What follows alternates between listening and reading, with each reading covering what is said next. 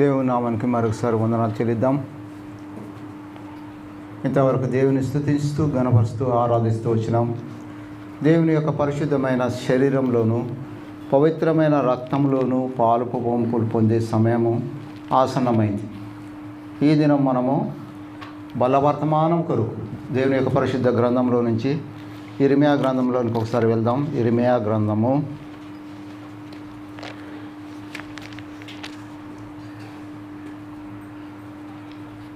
2వ అధ్యాయం. ఇర్మియా గ్రంథము 2వ అధ్యాయము 5వ వచనం. ఇర్మియా గ్రంథము 2వ అధ్యాయము 5వ వచనం.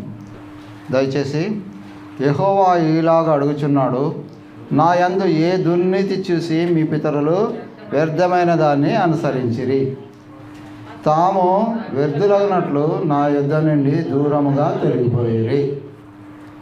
అదేవిధంగా మనం చూసినట్టయితే 1 కొరింథీ 11:28 మనం చూస్తాము.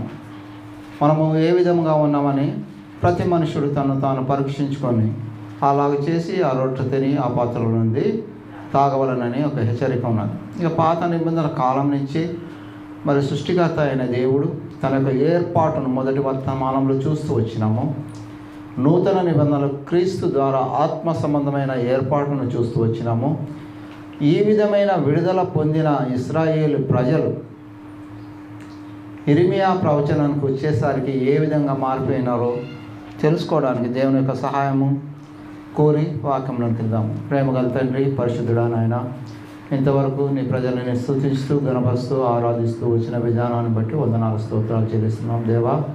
అదేవిధంగా నీ పరిశుద్ధమైన శరీరము పవిత్రమైన రక్తంలో పాలు పంపులు పొందుటకు ప్రతి ఒక్కరిని సిద్ధపరచండి దేవా. లేఖనాల ద్వారా నాతో మాతో మీరు మాట్లాడండి.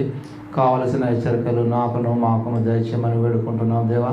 మమ్మల్ని మేము సరిదిద్దుకొని యోగ్యమైన రీతిలో నీ బలలో పాలు పంపులు పొందుటకు మమ్మల్ని అందరూ సిద్ధపరచమని ప్రభువును రక్షకుడైన యేసుక్రీస్తునామమున అడిగి వేడుకుంటున్నాం తండ్రి, ఆమేన్. ఇక్కడ మనం చూసినట్లయితే ఇర్మియా ప్రవక్త ద్వారా దేవుడైన యెహోవా ఏమంటున్నాడండి? మన పితరులు అంటే ఇశ్రాయేలు ప్రజలు మొదట మనం చూసిన వర్తమానంలో కూడాను పితరులను దేవుడు ఐగుప్తు దాసత్వం నుంచి విడిపించినాడు. 430 సంవత్సరాల కాలము వాళ్ళు పొందిన వేదన బాధను దేవుడు మూర్ఖులు విని వారిని ఏం చేశారంట? విడిపించి వస్తే ఏం చేస్తున్నారు? ఈ పాలు తేనెలు ప్రవహించే ఆ యొక్క దేశానికి వెళ్ళే మధ్య సమయంలో ఏమి చేస్తున్నారు? తిరుగుబాటు చేస్తూ వచ్చినారు. అక్కడ విడిపింపబడిన వారు సుమారుగా 18 నుంచి 20 లక్షల మంది విడుదలైనారు. కానీ ఈ మధ్యలో జరిగిన కార్యాల వల్ల కేవలము యెహోషువ కాలేబులు ఇద్దరు మాత్రమే ఆ పాలు తేనెలను ప్రవహించే దేశంలోకి చేరాలంటే ఎంత దేవునికి విరోధంగా వారు బ్రతుకుతూ వచ్చినారు, దేవునికి విరోధమైన రీతిలో వారు జీవిస్తూ వస్తున్నారు. ఆ ప్రవక్తల ద్వారా దేవుడు తన యొక్క బాధను వేదనను మిగిలిన శేషించిన ఇశ్రాయేలు జనులతో దేవుడు మాట్లాడటానికి ఇష్టపడుతూ వచ్చినప్పుడు ఏమంటున్నాడంటే, ఆ మిగిలిన శేషం బబులోను చెర నుంచి విడుదల పొంది 70 సంవత్సరాల ఆ యొక్క శిక్ష కాలాన్ని అనుభవించి తర్వాత దేవుడు వారికి క్షేమ స్థితిని యెరూషలేమునికి కల్పిస్తూ వచ్చినప్పుడు ఆ మార్గంలో దేవుడు వారితో మాట్లాడుతూ వస్తున్నాడు. ఏమని అన్నాడు? 5వ వచనం చూడండి. యెహోవా ఈలాగు సెలవిస్తున్నాడు, నా యందు ఏ దుర్నీతి చూసి మీ పితరులు వ్యర్థమైన దానిని అనుసరించి వ్యర్థులగునట్లు. ఇక్కడ ప్రవర్తన వల్ల ఎవడు చేసిన పని వాడికే వర్తిస్తుంది. ప్రతి వానికి వాని క్రియలు చొప్పున ప్రతిఫలం ఇస్తానంటాడు దేవుడు. ఇదే ఇక్కడ ఏమంటున్నాడు అంటే, దేవుడైన యెహోవా ప్రవక్త ద్వారా ఏమంటున్నాడు? నా యొద్ద నుండి దూరంగా తొలగిపోయినారే. దేవుని పట్ల ఎంత నమ్మకము ఉండడానికి ఉండాల్సిన ఇశ్రాయేలు ప్రజలు తొలగిపోయినారు. దానికి కారణం ఏంటో దేవుడు అడుగుతున్నాడు త్రూ ఇర్మియా ప్రవక్త ద్వారా. ఏమంటున్నాడు? మీ పితరులు నా యందు ఏ దుష్ప్రవర్తన. దేవుడు దుష్ప్రవర్తన కలవాడా? లేడు కదా. కొత్త నిబంధన గ్రంథంలో ఆయన ఈ లోకంలో క్రీస్తు ప్రభు జీవించినప్పుడు 33 సంవత్సరాల కాలంలో నా యందు ఏ దోషము నా యందు పాపం ఉందని ఎవడైనానో నిరూపింపగలడా అని ఛాలెంజ్ చేస్తూ వెళ్ళాడు. ఇంతవరకు ఎవరు చేయలేరు, చేయబోరు కూడా. అదే విషయాన్ని క్రీస్తు ప్రభు ఆ దినములలో ప్రవక్త ద్వారా యెహోవా దేవుడన్నా, తండ్రి అయినా, కుమారుడైనా, పరిశుద్ధాత్మ త్రియేక దేవుళ్ళు ఈ యొక్క సందర్భాన్ని బట్టి క్రీస్తు ప్రభువే ఆ దినముల్లో విడిపింపబడిన ప్రజలతో మాట్లాడుతున్నాడు. నా యందు ఏ దోషము, నేను మీకు దోషం చేసింది ఏంటి? నేను చేసింది మంచే. మిమ్మల్ని ఆ యొక్క కష్టమైన పరిస్థితి నుంచి విడిపించి విమోచించి మీకు విశ్రాంతినియడానికి ఆ పాలు తేనెలు ప్రవహించే దేశానికి మిమ్మల్ని తీసుకెళ్తూ ఉంటే మీరు చేసిన పని ఏంటి? మీరు చేసిన పని ఏంటి అని అంటారు. నా యందు ఏ దోషం ఉందని మీరు ఆ విధముగా ప్రవర్తించు వచ్చిన వారుగా ఉన్నారంటాడు. ఏమైనా ఉన్నదా అని అడుగుతున్నాడు. ఏమైనా ఉందా చూపించమంటున్నాడు దేవుడు. చూపించగలుగుతారా? యెషయా గ్రంథం చూడండి, 5వ అధ్యాయం 4వ వచనం చూడండి ఒకసారి. యెషయా గ్రంథము 5వ అధ్యాయం 4వ వచనం. అమ్మా, నేను నా ద్రాక్ష తోటకు చేసిన దానికంటే ఏమి దానికి చేయగలను? అది ద్రాక్ష పండ్లు కాయనని కనిపెట్టినప్పుడు ఏమైపోయిందమ్మా? కారు అంటే మంచి తీయటి కదా. దేవుడు మనల్ని నూతన నిబంధనలో చూసినట్టయితే యోహాను సువార్త 15వ అధ్యాయంలో నేను ద్రాక్షవల్లిని మీరు తీగలై ఉన్నారు. ఫలించే గుణాన్ని ఉన్న ఆ యొక్క వల్లిలో మనల్ని తీసుకెళ్ళి తీగలుగా దేవుడు అంటకట్టినప్పుడు ఫలించే గుణం ఉన్నది. అదే పరిస్థితి ఇక్కడ చెప్తున్నాడు. నేను ద్రాక్ష తోటకు చేయవలసిన దానికి అంతా చేస్తూ వచ్చినాను, కానీ దాని ఫలితం ఏమైంది?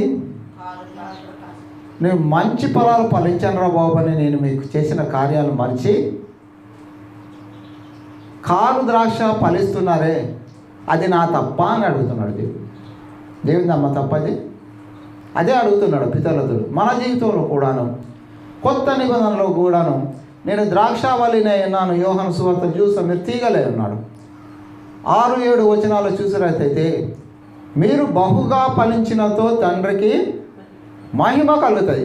మిమ్మల్ని ఈ యొక్క ఐగుప్తు దాసత్వం నుంచి విడిపించి పాలు తేనెలు ప్రవహించే దేశంలోకి మిమ్మల్ని తీసుకెళ్ళి మీరు స్తుతించి కలించి దేవునితో అంటకట్టిన వారవై ఉంటే ఆ పాలు తేనెలు ప్రవహించే దేశంలో దేవుని నామానికి మహిమ తెచ్చేవారుగా ఉంటారు. కానీ మీరు ఆ పరిస్థితిలో లేరు. కారు ద్రాక్షావల్లిగా మీరు తయారైపోయారు. దానికి కారణం నేనా అని అడుగుతున్నాడు దేవుడు.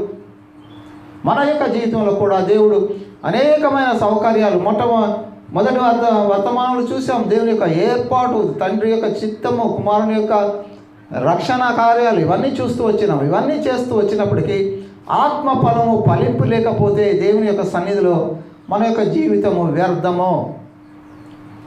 అందుకే ప్రసంగి 2వ అధ్యాయంలో మరి సొలొమోను రాజు అంటాడు, వ్యర్థము వ్యర్థము సర్వము వ్యర్థము, భూమి మీద సూర్యుని కింద నరుడు పడు ప్రయాసమంతయో వ్యర్థము. There is no meaning for that word. అర్థం లేని జీవితము వ్యర్థము. ఇక్కడ అదే అడుగుతున్నాడు. నేను ద్రాక్ష తోటకి సాగు చేయడానికి ఫలించడానికి చేయవలసిన పరిస్థితులన్నీ మీకు చేసినాను. మీరేం చేశారమ్మా? ఏం చేయాలా? పంట ఏం రావాలా? తినగలిగే ద్రాక్ష తోటకి ఏమి చేయాలో చేస్తూ వచ్చాను. మీరు చేసిన దాన్ని సరి అయిన రీతిలో అనుభవించకపోవడం వల్ల మీ యొక్క ఫలితం ఏమైంది? కారు ద్రాక్ష. కారు అంటే కార్లు వేసుకొని తిరిగే ద్రాక్షలు కాదమ్మ, నోట్లు వేసుకుంటే ఊసేస్తాం, అంత చేదు ద్రాక్ష. మన యొక్క జీవితం దేవుని యొక్క దృష్టిలో మన యొక్క పితరుల జీవితం ఎలాగుంది? చేదుగా. దేవునికి ఇష్టం లేదు. మధురమైన రీతిలో ఆయన తయారు చేస్తే వీళ్ళు ఏమైపోయినారు? చేదైన రీతిలో ప్రవర్తిస్తూ వచ్చిన వారు. ఎందుకు? కారణం ఏంటి? అదే ఏమన్నాడు చూడండి. ఏ దుర్నీతిని చూసి మీ పితరులు వ్యర్థమైన దానిని వ్యర్థమైన దానిని అంటే విగ్రహారాధన. విగ్రహారాధన గురించి యాకోబు గారు ఏమంటాడు? యాకోబు 4:4 వ్యభిచారునులారా, ఈ లోక స్నేహము దేవునితో వైరము. వ్యభిచారునులారా, ఇక్కడ దేవుడితో సంసారం చేయవలసిన ఆ యొక్క విడిపింపబడిన ఇశ్రాయేలు ప్రజలు విగ్రహారాధన అంటే ఆత్మీయమైన వ్యభిచారం చేస్తూ దేవునికి దూరంగా వెళ్ళిపోయిన వారుగా ఉన్నారు. ఆత్మీయమైన వ్యభిచారము దేవుడు సహించేది ఏంటంటే తనకు రావలసిన ఘనతను మహిమను ఇతరులకు మీరు ఆపాదించినట్టయితే దేవుని యొక్క ఉగ్రతకు పాత్రలు అవుతారని పాత నిబంధన గ్రంథంలో దేవుడు చెప్తూ వచ్చినాడు. అది వింటూనే ఉన్నారు, ఆదరించి చెప్తూ వస్తున్నాడు. ఇంటూ ఏం చేసినారు? దాన్ని తిరస్కరించి దేవుడు ఏదైతే చేయొద్దన్నాడో ఆత్మ సంబంధమైన విచారాన్ని చేయడానికి ఇష్టపడుతూ వచ్చినాడు. అప్పుడు దేవుడు ఏమిస్తాడు? బహుమానం ఇస్తాడా? దేవుని యొక్క ఉగ్రత పాత్రలు చేస్తాడు. అదే మనం చూసినట్టయితే అదే చెప్తున్నాడు, నా యందు ఏమి చూసినారా బాబు. అందుకని దానికి కారణాలు కూడా అడుగుతున్నాడు దేవుడు. ఏమైనా ఇందాక మనం చూసినట్టు యోనా గ్రంథం చూడండి 2:28 కూడా ఒక మాట చెప్తాడు దేవుడు. యోనా ప్రవక్తని పంపించింది ఎందుకు? ఆయన చేసిన పని ఏంటి? యోనా గ్రంథం 2:8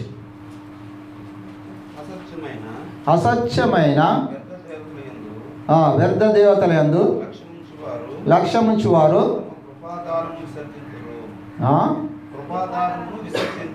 ఏం చేస్తారంట? కృపా ద్వారము. ఇందాక మనం కృపను చూసాం, దేవుని యొక్క కృపను మొదటి వర్తమానంలో అంతా అదే చూసాం. వీళ్ళు ఏం చేస్తున్నారు? అబద్ధమైన పనికిమాలిన మూగైన ఆ యొక్క విగ్రహాలను సేవిస్తూ దేవునికి ఆత్మ సంబంధమైన వ్యభిచారం చేస్తూ ఏం చేశారంట?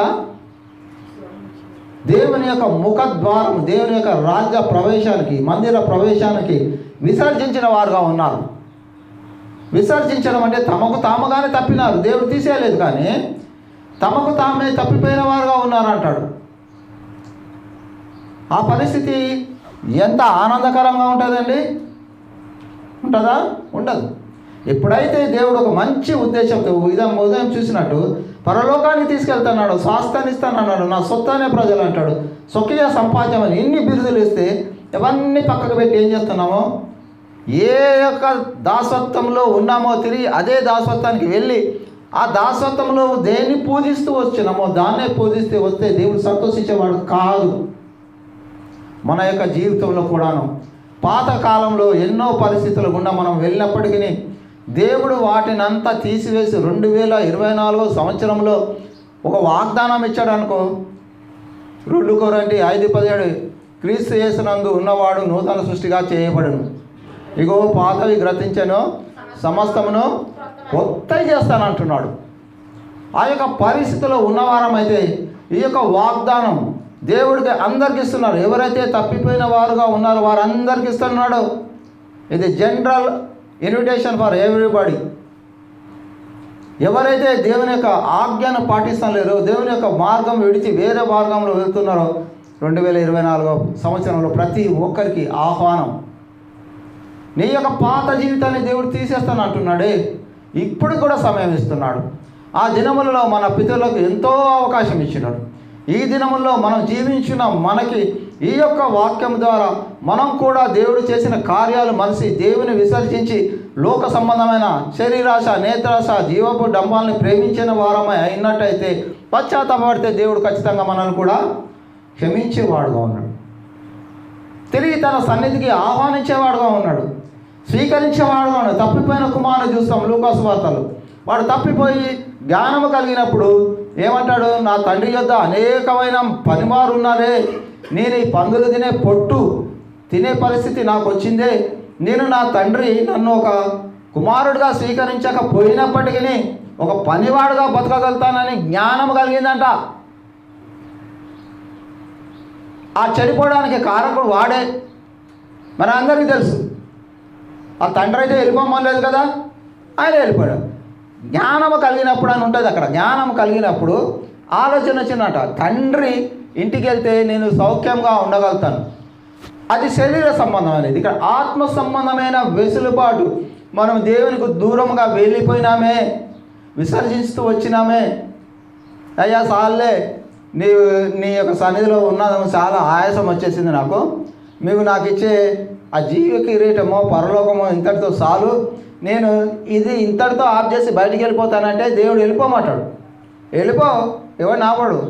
కానీ ఆ తండ్రి తిరిగి వాడిని స్వీకరించి ఆహ్వానిస్తాడు. వాడు దూరముగా ఉండగానే వాని యొక్క మార్పు ఏమంటాడు, తండ్రి నీకును పరలోకమున్న తండ్రికి విరోధంగా నేను పాపం చేసినాను. అది ఒప్పుకున్నాడు. ఆ యొక్క జ్ఞానము కలిగినప్పుడు తండ్రి ఏం చేశాడు, వాడిని దూరముగా ఉండి చూసినప్పుడే పరిగెట్టుకొని వెళ్ళి వాడిని కౌగలించుకొని మెడ మీద ముద్దులు పెట్టాడు. ముద్దులు పెట్టి ఏం చేశాడమ్మా, మళ్ళీ చూసేశాడా? తన సహోదరుడికి అన్నకి ఈర్ష్య కలిగేంత రీతిలో వాడిని ఆహ్వానించాడు. ఈ లోక సంబంధమైన తండ్రి ఆ విధమైనగా ఆహ్వానించినట్టయితే పరలోకపు తండ్రి, మన అందరికీ తండ్రి ఆయనే, ఆత్మలకు తండ్రి దేవుడు. అందుకే అపొస్తలుల కార్యం 10:36 అదే చెప్తాడు, యేసుక్రీస్తు ప్రభు అందరికీ తండ్రి అయి ఉన్నాడు, ఆత్మల అన్నిటికీ తండ్రి అయి ఉన్నాడు. ఎవడైనా ఇక్కడే కాదు, ఇందాక కూడా చెప్తున్నా, ఎనీ డినామినేషన్ ఎవరైనా తప్పిపోయినట్టే నిజమైన వాక్యం ద్వారా హెచ్చరింపబడినప్పుడు తన్ను తాను దేవునికి సమర్పించుకొని పశ్చాత్తాపపడితే దేవుడు వారిని కూడా స్వీకరిస్తాడు. మా డినామినేషనే పరలోకానికి పోతుంది, మీరు పోరు, అది చాలా పొరపాటు.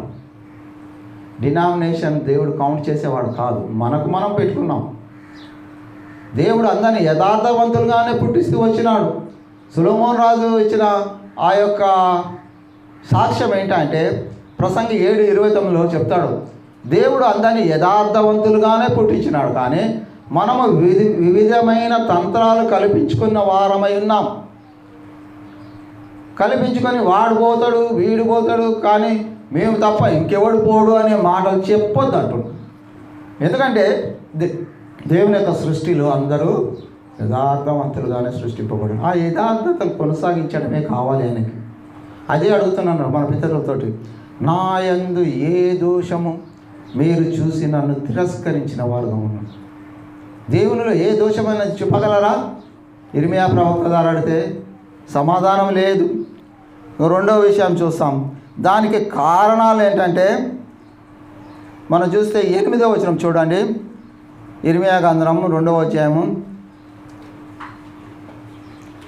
దానికి కారణం ఏంటంటే యెహోవా ఎక్కడున్నాడు అని యాజకులు అడగరు, ధర్మశాస్త్రోపదేశకులు నన్ను ఎరగరు, ఏలికలు నా మీద తిరుగుబాటు చేయుదురు, ప్రవక్తలు బయలుపేరట ప్రవచనములు చెప్పుదురు, నిష్ప్రయోజనమైన వాటిని అనుసరిస్తారు. దీనికి కారకులను చూపిస్తున్నాడు. ఆ దినముల్లో ఈ విధమైన ప్రవర్తించడానికి ఇర్మియా ప్రవక్త ద్వారా దేవుడు ఏమంటాడు, యెహోవా ఎక్కడ ఉన్నాడని యాజకుల ధర్మం ఏంటి? ఇందాక చూసాం,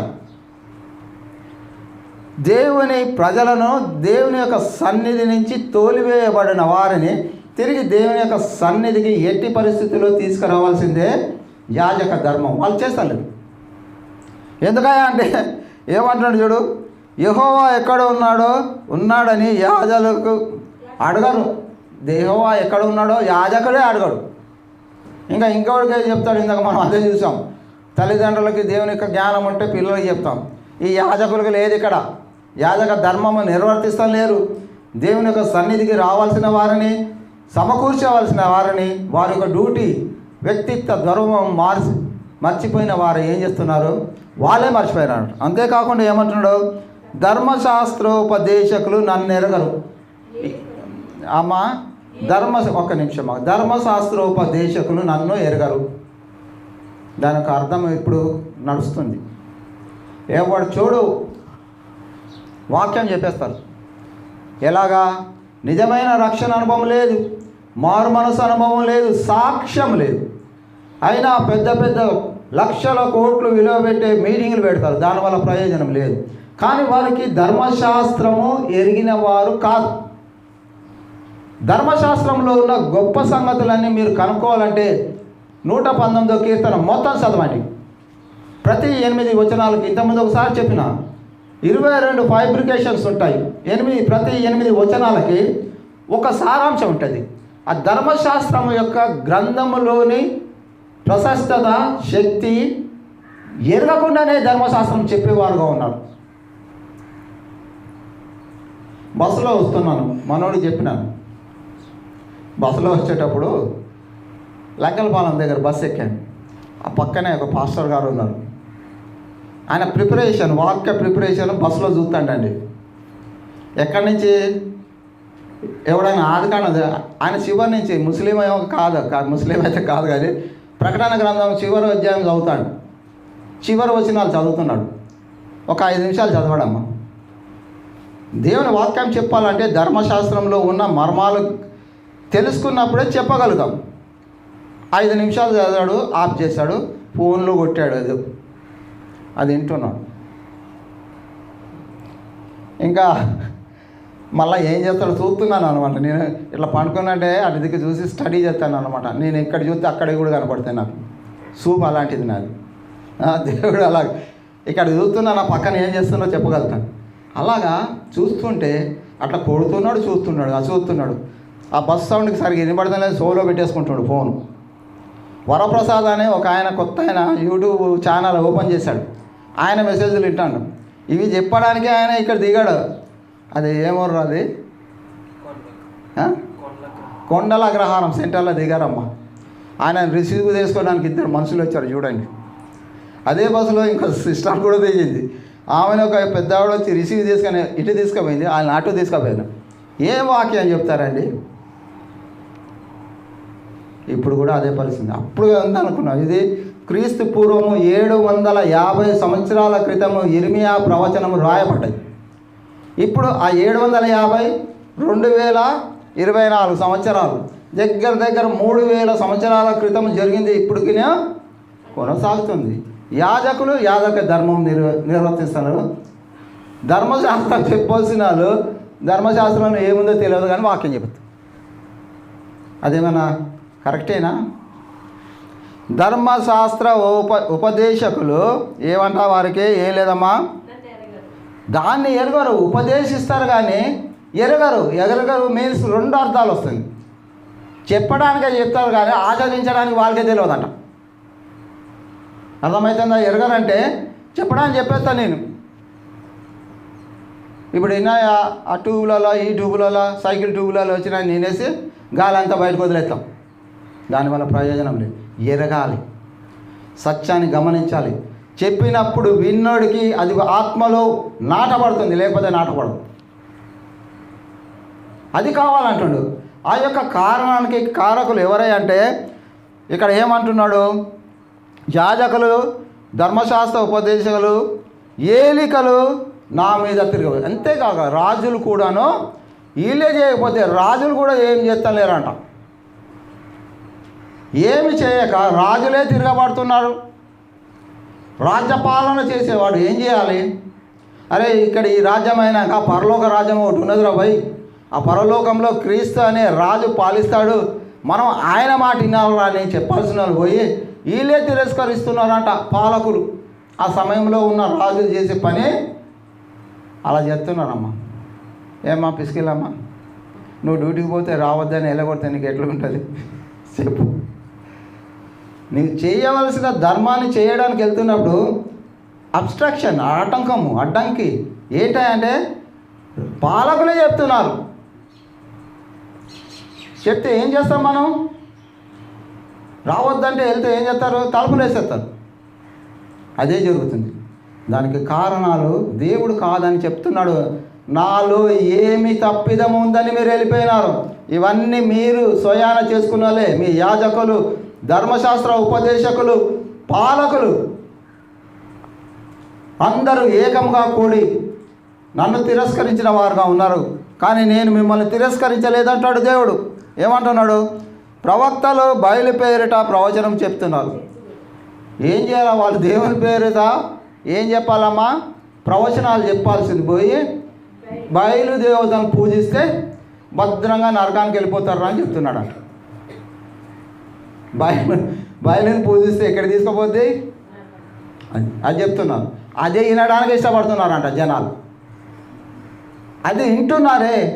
నేను జీవం గల ప్రదేశానికి, నాతో కూడా మీరు ఉండడానికి ఏర్పాటు చేసిన ప్రదేశానికి రావడానికి ఆటంకం ఏంటి అని అడుగుతున్నాడు దేవుడు.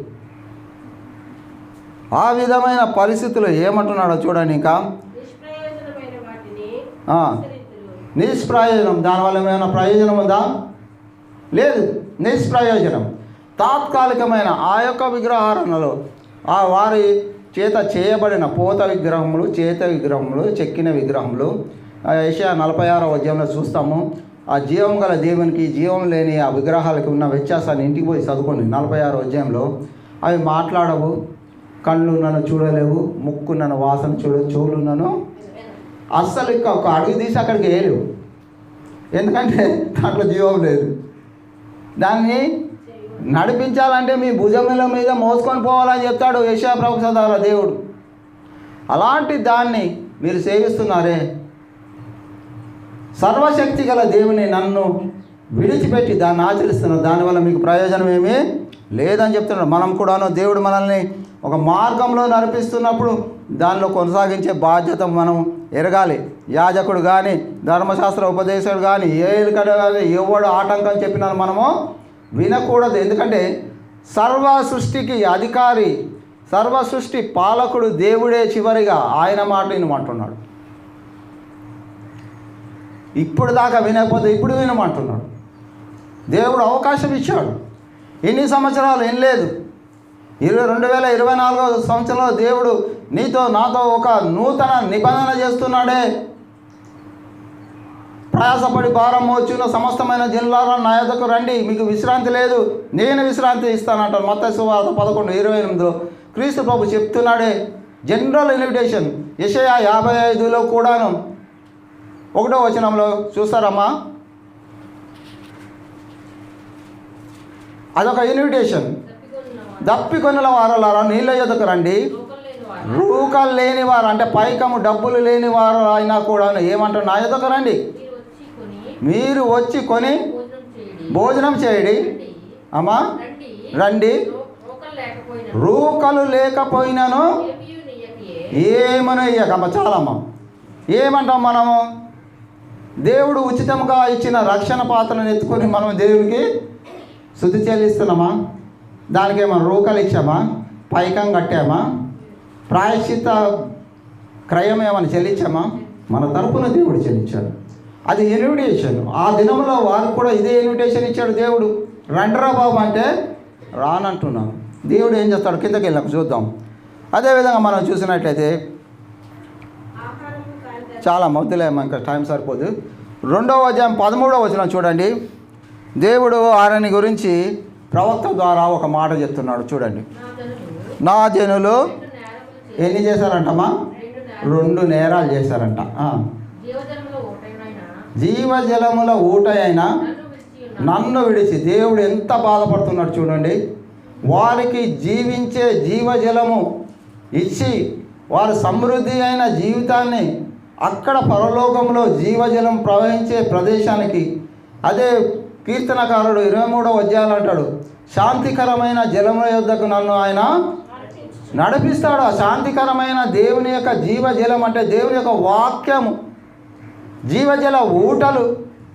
ఆ యోహాను సువార్త 7:28లోనో 38లోనో నా యందు విశ్వాసం ఉంచు వాని కడుపులో నుంచి జీవజల ఊటలు నది వలె ప్రవహిస్తాయి. ప్రవాహం వేరే, నది ప్రవాహం వేరే. ప్రవాహం ఎప్పుడు కాన్స్టాంట్గా వెళ్తుంటుంది, ఎక్కడో పైన పడ్డది. కానీ బాగా వర్షం కుమ్మరించబడ్డప్పుడు ఎలా ప్రవహిస్తుంది? చాలా స్పీడ్గా వస్తుంది. ఆ విధమైన స్పీడ్నెస్ దేవుడు ప్రవహింపజేస్తాడంట. స్పర్శ లేని హృదయానికి దేవుడు ప్రవాహాన్ని ఇచ్చేవాడుగా ఉన్నాడు.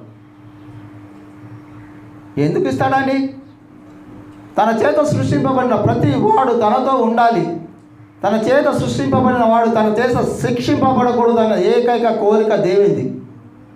అందుకే ఎన్ని అవకాశాలు. 2 తప్పులు చేశారంట. జీవజల ఊటనైనా నన్ను విడిచి ఉన్నారు, తమ కొరకు తొట్లను అనగా బద్దలైపోయి. తొట్లు మనం గేదెలు ఉన్న వాళ్ళకి అందరికీ తెలుసు, తొట్లు ఉంటాయి. నీళ్ళు పెడతారు. ఎన్ని సంవత్సరాలు ఉంటుందమ్మా? ఏం బాబు, ఎన్ని సంవత్సరం? కొంతకాలం ఉంటుంది. తర్వాత ఏమవుతుంది? నా చిన్నతనంలో మాకు 6 గేదెలు ఉండేవి. నేను అన్ని పనులు చేసి వచ్చాను. పెద్ద తొట్టు ఉండే. కొన్ని సంవత్సరాలు పగిలిపోయింది. జీవజల ఊట దేవుడే ఇస్తున్నప్పుడు దానికి పాత్ర అవసరం లేదు. ఆ పాత్ర ఏంటి? నీ యొక్క హృదయమే పాత్ర. దాంట్లో కుమ్మరిస్తానంటాడు. ఆ హృదయం నిండా నింపుతానంటాడు. ఆ యొక్క దేవుని యొక్క నీటిని, పరిశుద్ధాత్మ దేవుని యొక్క వాక్యాన్ని నింపుతాడు. జీవజల ఊట, జీవమునిచ్చే ఊట అది దేవుని యొక్క వాక్యం. దాన్ని మర్చిపోయి తాత్కాలికంగా టెంపరీగా స్టోర్ చేసుకునేది ఎన్ని రోజులు ఉంటుంది? అది మనం స్టోర్ చేస్తేనే అందులో స్టోర్ అవుతుంది. కానీ ఇక్కడ మనకి దేవుడే తాను స్వయాన మనల్ని మన హృదయంలో స్టోర్ చేసేవాడుగాను, ఏర్పాటు చేసేవాడుగా, నింపుగా ఉన్నాడు. అయితే వాళ్ళు 2 తప్పులు చేస్తూ వచ్చినారు. చదవమ్మా.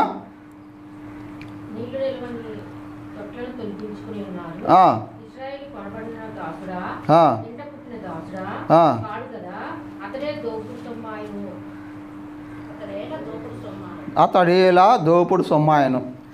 అయితే మనం చూసినట్టయితే ఇర్మియా గ్రంథము 23వ అధ్యాయం చూడండి, 13, 14 వచనాలు చూద్దాం. దీనికి 2 నేరాల్లో ఏమైనా చూద్దాం. సోమ్రోను ప్రవక్తలు అవివేక క్రియలు చేయగా చూసితిని.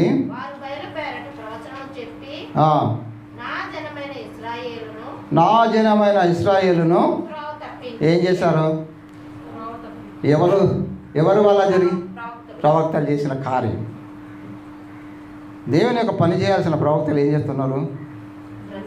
త్రోవ తప్పించారు. దేవుని యొక్క తీసుకురావడం పోయింది, అది పక్కకు పడే. త్రోవలో నడిచే వారిని తప్పించి ఎక్కడ తీసుకున్నా? బయలుదేవుల దగ్గరికి తీసుకుపోతున్నారు. ఇలా అంగీకారంతో పోతున్నారు కాబట్టి అదొక తప్పు. అవునమ్మా? 2 నేరాలు. జీవపు ఊటను మరచి జీవము తాత్కాలికమైన ఆ యొక్క ఏమంటున్నాడు? తొట్లు, నీళ్లు నిలబడే తొట్లు, టెంపరీగా చేతులతో తయారు చేసిన తొట్లనే ఆశ్రయిస్తూ ఉన్నారే. వారిని మార్చడానికి కారకులు ఎవరు కాదు, ఈ యొక్క ప్రవక్తలే అంటున్నాడు. ఆ యొక్క ప్రవక్తలు చేసిన కార్యాలని దేవుడు ఎంతో తీవ్రంగా ఖండిస్తూ వచ్చేవాడుగా ఉన్నాడు. రోమిలకు రాసిన పత్రిక చూసినట్టయితే 2వ అధ్యాయము 19, 21 అపోస్తలైన పౌలు గారు ఏమంటున్నాడో చూద్దాం ఈ విషయానికి. రోమా అమ్మా, దేవుడు జీవము గల దేవుడు, జీవభూటైన దేవుడు ఏమైనాడు? జ్ఞాన సత్య స్వరూపుడైన ధర్మశాస్త్రము గలవాడయుండి నేను గుడ్డివాడికి త్రోవ చూపువాడను,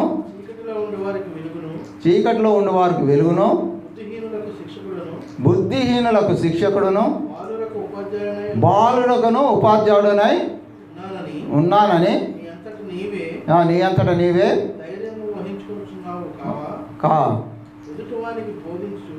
ఎదుటివానికి బోధించుచు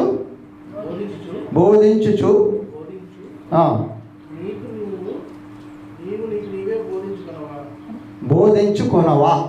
ప్రశ్న అది. పౌలు గారు ఏమంటున్నాడు?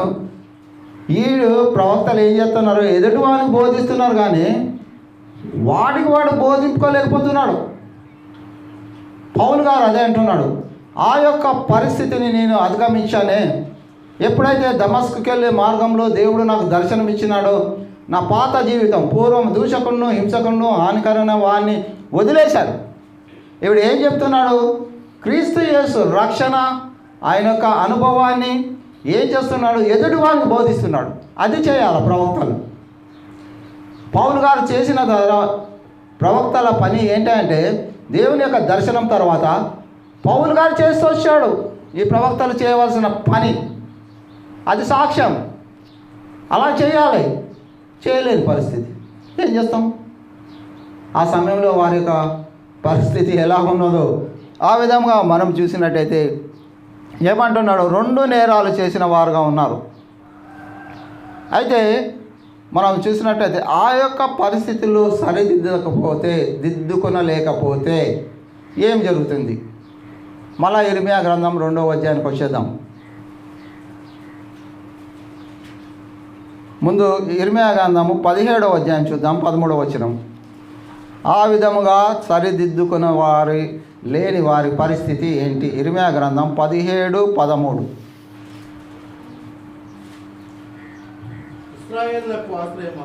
ఇశ్రాయేలుకు ఆశ్రయమా, యెహోవా నిన్ను విసర్జించి అమ్మా వారందరూ సిగ్గునందుదురు.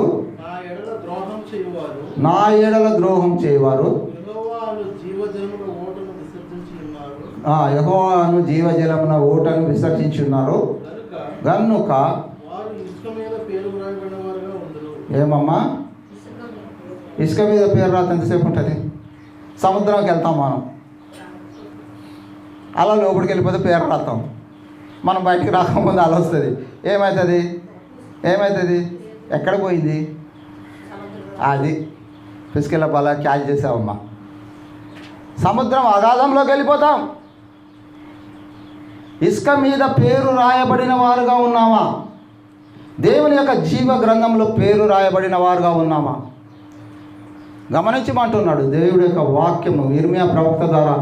ఆ దినములలో దేవుడు ఇర్మియా ప్రవక్త ద్వారా ఇచ్చిన హెచ్చరిక ఏంటంటే, వీళ్ళు అనుకుంటున్నారు దేవుడు ఎక్కడో ఉన్నాడు, ఆయన మనల్ని చూస్తాడు అని అనుకుంటూ వస్తున్నారు. అదే ఇర్మియా గ్రంథం 17వ అధ్యాయం 10వ వచనం చూడండి. దేవుడిని ఏం చూస్తాడు? ఆయన ఎక్కడో ఉన్నాడు. ఒకని ప్రవర్తనను బట్టి వాని క్రియల ఫలం చొప్పున ప్రతీకారం చేయుటకు యెహోవాను నేను. అది దేవుడు ఏమో చేస్తాడో, ఈ యాజకులు ఇవన్నీ మర్చిపోయి ఏం చేస్తాడులే దేవుడు అని అంటే ఇక్కడ సమాధానం చెప్తున్నాడు. ఒకని ప్రవర్తనను బట్టి వాని క్రియలు ఏం క్రియలు చేస్తుంది? మనుషుడు ఏమి విత్తినో అదే పంట కోస్తాడని అపోస్తలుడైన పౌలు గల్తీయులకు రాసిన పత్రిక 6వ అధ్యాయం 7. మోసపోకుడి, దేవుడు వెక్కిరింపబడడు. మీరు ఏమి విత్తుదరో ఆ పంటనే కోస్తారు. అది సమాధానం. వాని క్రియల ప్రతిఫలం చొప్పున దేవుడు వాని యొక్క నడవడికి క్రియలు ఆలోచన పట్టి ప్రతిఫలం ఇచ్చేవాడు ఆయనే. అంతేకాదు, మీ చెడిపోయిన పాడైపోయిన ఒక హృదయాన్ని ఎవరు గ్రహించలేరు అనుకుంటున్నావే? నువ్వు యాజకుని చేత, ధర్మశాస్త్ర ఉపకుని చేత, పాలకుల చేత నువ్వు వేరు చేయబడి దూరపరచబడిన వారమై ఉన్నప్పటికీ దానికి కారణం నేను ఎరిగిన వాడుగా ఉన్నాను అంటాడు. మీ యొక్క హృదయంలోనూ పరిశీలించి పరిశోధించే దేవుడినే అంటాడు. ఎందుకంటే హృదయం పెట్టింది దేవుడు. తన యొక్క వాయువునే మనలో ఊదాడు. ఆదికాండం 2:7 జీవవాయువుగా మనల్ని జీవింపజేస్తూ తా ఉచ్ఛ్వాస నిశ్వాసాలు మనం తీసే నీ ఊపిరి దేవుంది. ఒక్క నిమిషం ఊపిరి ఆగిపోతే ఎలాగుంటుందమ్మా? తీసుకెళ్ళమ్మా, డాక్టర్ అమ్మ చెప్పు, ఉంటుందా? అయిపోయి ఒక మారు దేవుని యొక్క ఉచ్ఛ్వాస నిశ్వాసాలు మనలో నుంచి వెళ్ళిపోతే మన జీవితాన్ని సరిదిద్దుకోలేము. సమయం ఉండగానే సరిదిద్దుకోమంటున్నాడు. దేవుని యొక్క వాక్యమును మనల్ని హెచ్చరించినప్పుడే దానికి రెస్పెక్ట్ ఇవ్వమంటున్నాడు, దాన్ని ఒబే చేయమంటున్నాడు, అంగీకరించమంటున్నాడు. అందుకని ఏమన్నాడు? వారు ఏం చేస్తున్నారు అని చెప్తున్నారు. ఇందాక మనం ఏం చేసినాం? ఇర్మియా గ్రంథం 17:13 చూస్తూ వచ్చినాం. అదే విషయాన్ని కీర్తనకారుడు ఏం చేయమంటున్నాడు చూద్దాం. కీర్తన 36వ అధ్యాయం 9వ వచనం చూడండి.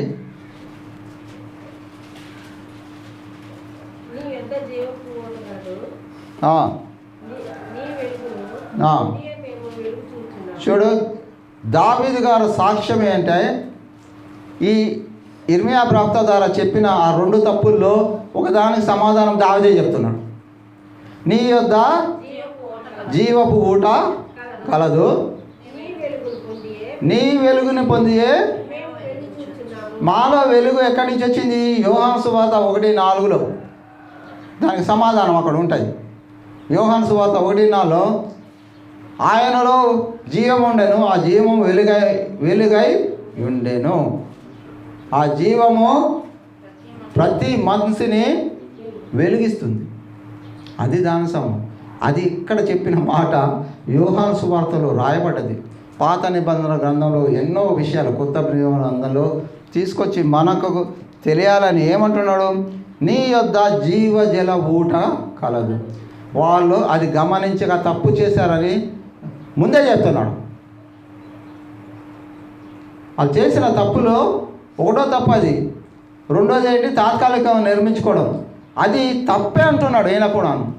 ఇంకేమన్నాడమ్మా? నీలో వెలుగున్నది, ఆ వెలుగు లేదని వారు నిన్ను తిరస్కరించి వెళ్ళిపోయినారే, వారు చీకట్లోకి వెళ్ళిపోయినారు. నేనైతే నా జీవితంలో వెలుగు ఎక్కడి నుంచి వచ్చిందో చెప్తూ వస్తున్నాడు, సాక్ష్యం అది. నీ వెలుగు పొంది నేను వెలిగింపబడిన వాడని అన్నాడు. దేవుని యొక్క వెలుగు పొంది ఆయన వెలిగింపబడినాం. మనం కూడాను రక్షణ లేనప్పుడు దేవుడు క్రీస్తు ప్రభువుని యెషయా గ్రంథం 42:6-7 వచనాల్లో చెప్తాడు. చీకటిలో ఉన్నవారిని, మరణ ఛాయలో ఉన్నవారిని, అంధకారమైన పరిస్థితుల్లో ఉన్నవారిని, గుడ్డివారిని, చోటివారిని, కుంటివారిని, ఆత్మ సంబంధమైన ప్రతి పరిస్థితి నుంచి వెలుగు లేని జీవితాన్ని తీసివేసి వెలిగిచ్చే జీవితాన్ని ఇవ్వడానికే క్రీస్తు ప్రభు ఈ లోకానికి వచ్చినాడు. ఆ యొక్క కార్యక్రమంలోనే తన శరీరము తుత్తునెలగా చేయబడి ఆ యొక్క బల్ల మీద ఆ మెత్తనైన ఆ రొట్టె రూపంలో తన శిలువ మీద కాచిన రక్తము యావత్తును ఇక్కడ ద్రాక్షారసం రూపంలో మనం పొందుతున్నాం. అది పరిశుద్ధమైన శరీరము, పవిత్రమైన రక్తము. దానికి ఈక్వలెంట్ అర్హత కలిగినప్పుడు దాంట్లో చెయ్యమంటాడు అపోస్తలుడైన పౌలు. అందుకే 11:20 చెప్తాడు కొరింథీలో. ఇక్కడ ఏమంటున్నాడు? అయితే దేవుడు ఇంకో మాట చెప్తున్నాడు చూడు. ఇర్మియా గ్రంథము 2:19 కొద్దాం ఒకసారి. నీ దేవుడైన యెహోవాను విశ్వసించుటయు, నీకు నా ఎడల భయభక్తులు లేకుండుటయు, బాధకును శ్రమకును కారణమగునని నీవు తెలుసుకొని గ్రహించినట్లు నీ చెడుతనము నిన్ను శిక్షించును. ఏంటట? ఎవరి చెడుతనం వాన్నే శిక్షిస్తుంది. ఖచ్చితంగా చెప్తున్నాను పాత నిబంధన గ్రంథంలో. ఏ చెడుతనం ఏంటంటే వాళ్ళు ఏం చేస్తారు? దేవుని కాపుదల వదిలేశారమ్మా. దేవుడు యెహోవా నా కాపరి, నాకు ఏం కలగదంటే నాకు కాపరి వద్దు. తిరస్కరించడం అంటే నాకు కాపరి వద్దు అంటే ఎట్లా ఉంటుందమ్మా బుజ్జమ్మ? ఎట్లుంటుంది? మీ అమ్మగారు ఎవరో తెలియదు కానీ ఆమెనా? అరే నువ్వు ఒక్కదానే వెళ్తున్నావు, నీకు కాపుదల వస్తాను, నేను చిన్న వయసు, రోడ్డు బాగలేదు, అంతా ట్రాఫిక్ ఎక్కువ ఉంది, ఇబ్బందులు ఉందమ్మా, నేను నీకు తోడొస్తానంటే రావద్దంటావు. మీ అమ్మ వదిలేసిందమ్మా. ఏంటి నీ పరిస్థితి? అక్కడ పోయినాక తెలుస్తుంది సీన్ కదా. బస్సు ఎక్కుదామంటే బస్సు అప్పుడు, ఆటో ఎక్కుదామంటే ఆటో అప్పుడు పరిగెట్టుకొని ఉరకాలి ఎక్కడికి? పరీక్ష హాల్కి. ఇక్కడ ఏమంటున్నాడు? వీళ్ళు ఏం చేసిన ఆ యొక్క కాపుదలలో తల్లి తండ్రులు పిల్లల్ని కాపుదల కాస్తారు. ఏ విధంగా? తమ కష్ట పరిస్థితులు, తమ అవసరతలు ఏమి అవసరమో కనుగొని తెలుసుకుంటారు. పరలోకపు తండ్రి అంతకన్నా ఎక్కువగా మన అవసరతలు తెలిసి కాచి కాపాడితే వాళ్ళు ఏం చేశారు? ఆ యొక్క కాపుదలని రిజెక్ట్ చేస్తూ వచ్చింది. ఇంకేం చేశారంట?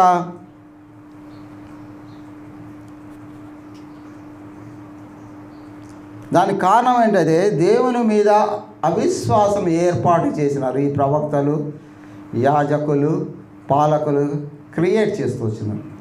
విడిచిపెట్టడానికి కారణము ఏంటంటే అవిశ్వాసాన్ని క్రియేట్. అవి కావు బాబు, అవి జరగవు అని చెప్తూ వస్తారు. ఇంకా మనం మలాకి గ్రంథంకి వెళ్తే అసలు ఈ బల్లనే హేయమని మాట్లాడుతూ వస్తారు. ఇప్పుడు అటు పోతే మళ్ళీ ఇటు రాలేదు. ఎప్పుడైనా వీలు ఉన్నప్పుడు దాని గురించి కూడా మాట్లాడుకుందాం దేవుడి చిత్తమైతే. ఆ విధంగా చేసి ఇందాక చెప్పినట్టు తమను తామే నాశనమునకు అప్పగించుకున్నారు. ఎవడు తీసుకుపోయి అప్పగించలేదు. అయ్యాక వీడు తప్పు చేశాడు, వీడిని శిక్షించు అని ఎవరు తీసుకెళ్ళి ఒప్పచెప్పలేదు. ఎవరికి వారే తమను తాము నాశనకు అప్పగించుకునే వారుగా ఉన్నారు. దేవుడు ఎంత కఠినమైన మాట మాట్లాడుతూ వచ్చినాడు చూడండి. అదేవిధంగా చివరిగా మనం చూసినట్టయితే ఏమంటున్నాడు? 2వ అధ్యాయం 32వ వచనం చూడండి.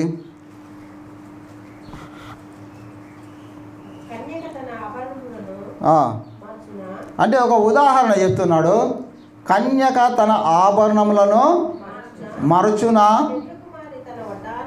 పెళ్లి కుమారి వడ్డానము ధరించుకోకుండా పెళ్లికి వెళ్తుందా? నా ప్రజలు ఏమ్మా ఎన్ని కౌంట్లెస్ టైమ్స్, లెక్కలేనన్ని మార్లు నన్ను మర్చి ఉన్నాడు. అందుకనే 106వ కీర్తనలో దావీదు గారు చెప్తుంటాడు. 106వ కీర్తన 21వ వచనం చదవండి.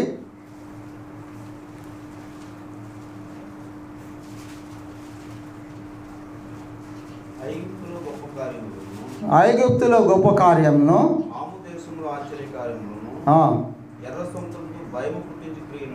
ఎర్ర సముద్రపు భయము పుట్టించు క్రియలను చేసిన ఏం చేశారండి? ఎన్నిసార్లు? అనేక మార్లు, అంటే సుమారు 10 సార్లు దేవుణ్ణి శోధించుతూ వచ్చిన వారుగా ఉన్నారు. అనేక మార్లు అంతా విడుదల విమోచనించి దేవుడు ఎంతో ప్రయాసపడి మోషేను ఏర్పాటు చేసి విడిపిస్తే చివరికి వారు చేసిందని దేవుణ్ణి శోధించుతూ వచ్చిన వారుగా ఉన్నాడు. అదే 106వ కీర్తన 15వ వచనం చదవండి ఒకసారి. వారి పరిస్థితి ఏమైపోతుంది చూడండి. వారు కోరినది దేవుడు వారికి ఇచ్చాడు, అయినను ఆయన వారి ప్రాణమునకు క్షీణత. వాళ్ళు ఇక్కడ ఈ విషయం ఏంటంటే దేవుణ్ణి మాకు మాంసాహారం కావాలా, ఇది కావాలా, ఇది కావాలా, అది కావాలని మోషేని శోధిస్తే, మోషేని శోధించితే నన్ను శోధించిన ఒకటే అని దేవుడు ఏం చేశాడు? కోరింది వారికి ఇచ్చాడంట. అయినను వారికి క్షీణత, తింటే అరగదు, తినడానికి పనులు లేవు, చూస్తున్నారు, సీ అండ్ ఎంజాయ్ అంతే. దాని పర్యవసానం ఏంటి? దేవుని శోధించడం వల్ల మనము దేవుని శోధించేవారుగా ఉండకూడదని అక్కడ అర్థం. దేవుడు మనకి ఏది ఇయ్యాలో ఆయనకు తెలుసు, అది తీసుకొని తృప్తి పొందు. దేవుని శోధించి పొందిన దాన్ని జీవితంలో తృప్తి పొందలేవు, దాన్ని ఆస్వాదించలేవు అనే అర్థం. కారణం ఏంటంటే దేవుని అనేక మార్లు మరచి దేవుని శోధిస్తూ వచ్చినారే. ఆ యొక్క పరలోక రాజ్యానికి వెళ్ళాలంటే దేవుని శోధిస్తే మనం వెళ్ళలేము. వేరే వాళ్ళు యాజకులు, పాలకులు, సేవకులు, ధర్మశాస్త్రులు ఆ ట్రాప్లో కూడా మనం వెళ్ళిపోతే దేవుడు మనల్ని తిరిగి రాలేడు. ఎందుకంటే వారి యొక్క కబంధ హస్తంలో మనము చిక్కబడిన వారు ఉన్నాం. అందుకనే అక్కడి నుంచి విడిపించబడాలంటే ఏం కావాలి? జ్ఞానం కావాలి. తప్పిపోయిన కుమారుడికి ఏమొచ్చింది? జ్ఞానం. ఆ జ్ఞానం మనకు కావాలంటున్నాం.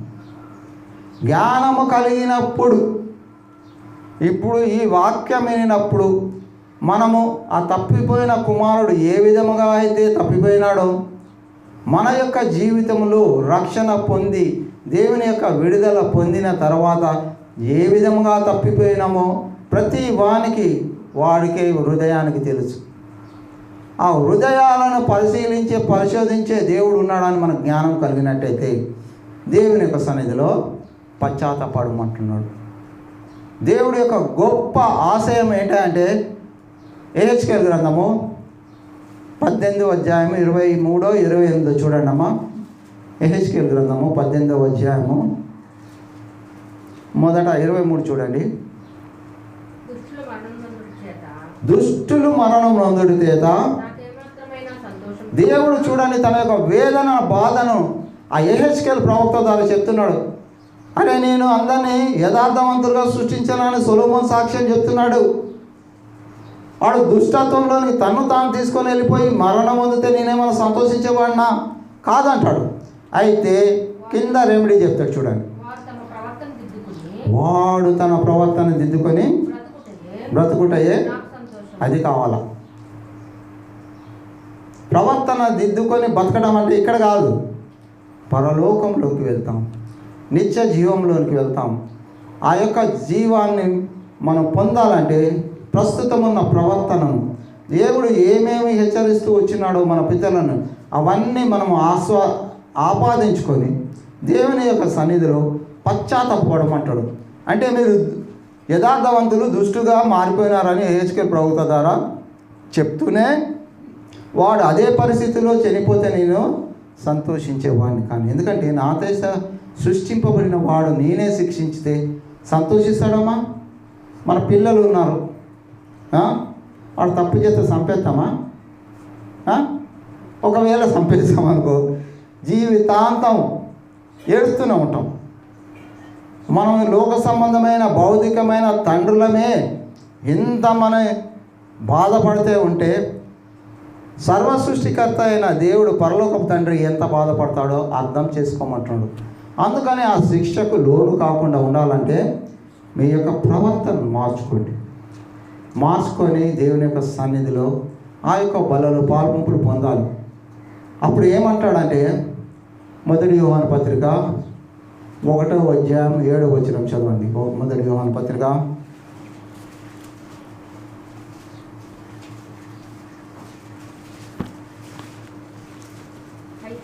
అయితే ఏం చేయాలా? సరిదిద్దుకొని చీకటి సంబంధమైన జీవితాన్ని వదిలేసి ఆయన వెలుగులో ఉన్న ప్రకారము వెలుగులో నడిచిన ఎడల అన్యోన్యమైన సహవాసం, ఇక్కడ కాదు పరలోకములో అన్యోన్యమైన ఎవడు విడదీయలేని సహవాసాన్ని కలిగిన వారుగా ఉంటామో అప్పుడు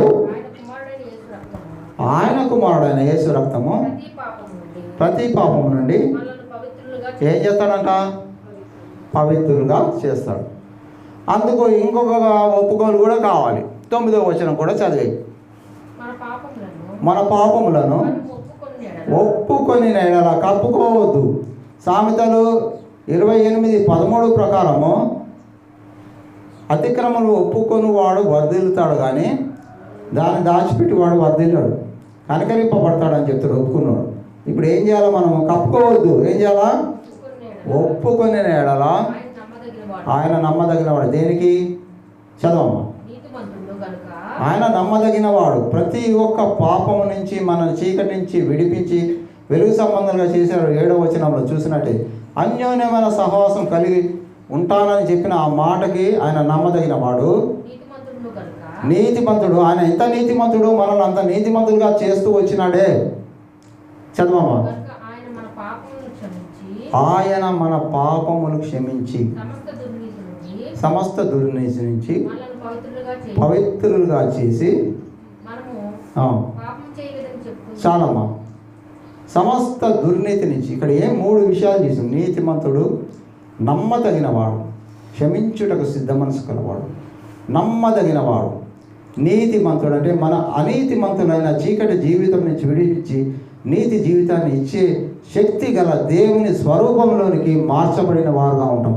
అంతేకాకుండా ఇంకా ఏ విధమైన ప్రతి విధమైన పాపము దోషము నుంచి పవిత్రుడుగా చేస్తాడు. అంటే సంపూర్ణమైన పవిత్రతను ఇచ్చినప్పుడు ఆ యొక్క సంపూర్ణమైన పరిశుద్ధమైన ఆ యొక్క శరీరంలో పవిత్రమైన రక్తంలో పాల్పంపులు పొందుటకు అర్హత పొందిన వారుగా ఉన్నాం.